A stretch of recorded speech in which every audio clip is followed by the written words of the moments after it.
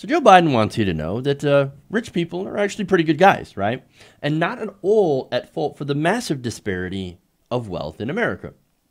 Now, at a recent Brookings Institute speech in Washington, D.C., he said, and basically this is his plan to try to distinguish himself as the non-Bernie candidate in the race. Oh, this is going to be great. Quote, "I love Bernie, but I'm not Bernie Sanders. I don't think 500 billionaires are the reason we're in trouble. The folks at the top aren't bad guys, but this gap is yawning, and it's having the effect of pulling us apart. You see the politics of it." Oh, so basically what he's saying is class warfare. Bernie Sanders, he's playing class warfare. I'm not going to play class warfare. Oh, no, I think the guys at the top are fantastic people. And definitely not at fault for the massive concentration of wealth at the top. No, that's just a happy accident. All right, hey. Now, he also went on to say, quote, "I get in trouble in my party when I say wealthy Americans are just as patriotic as poor folks. In fact, I found no distinction." Okay. So, now, you guys know what I think about patriotism, right? First of all, patriotism and nationalism are not the same thing. That's what we got to tell Republicans all the time. Now, he's not playing that game, but he's saying these rich companies, they're patriotic people. They're good, red-blooded Americans. Okay, but here's the thing, right? I think that a measure of patriotism is taking care of your country, right?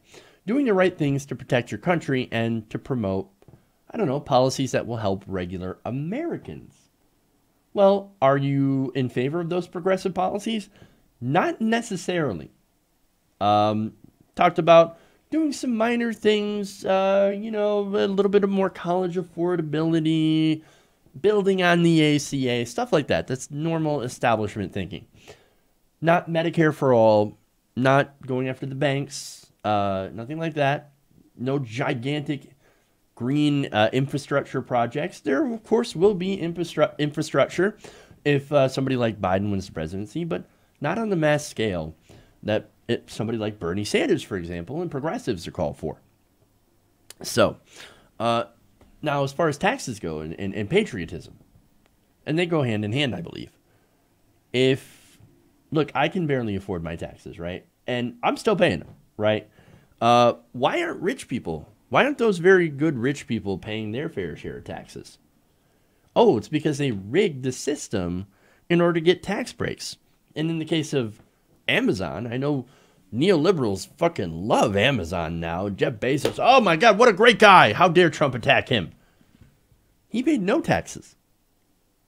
He makes so much money, he could eliminate poverty and still be incredibly rich. So, excuse me if I think that people who don't pay their taxes, especially if they're incredibly wealthy, are not patriotic. Because guess what? They're not actually paying back the country that helped make them rich. So, yes, I think taxes are patriotic. Now, that said, are all the people at the top bad?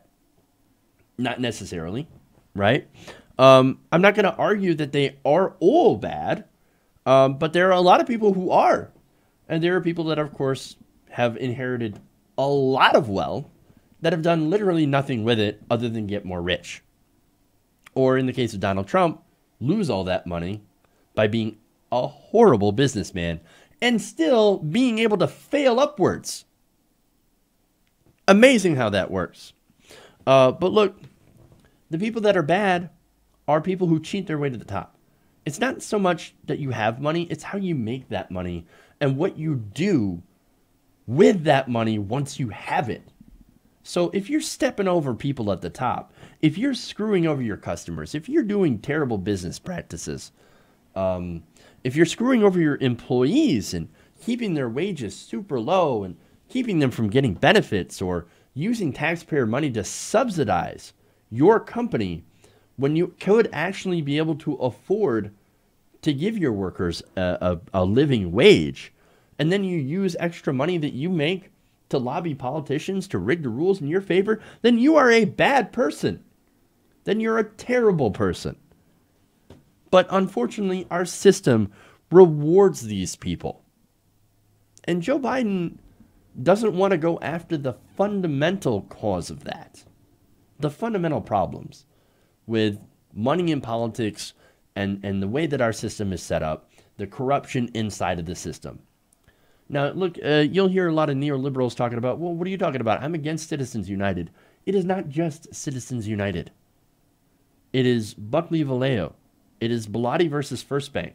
It is the fact that corporations are being treated as people and that money is being treated as speech. Money is not speech. Corporations are not people. If you are not going after those two, if you're not talking about those two decisions, which led to Citizens United, which led to McCutcheon, then you're not actually talking about the problem. If you're only talking about Citizens United, which was what Hillary Clinton had done, which is what a lot of the neoliberals do, and they just focus on that one decision, then you're not actually solving the problem, because there's more of a problem. You still have soft money. You still have dark money.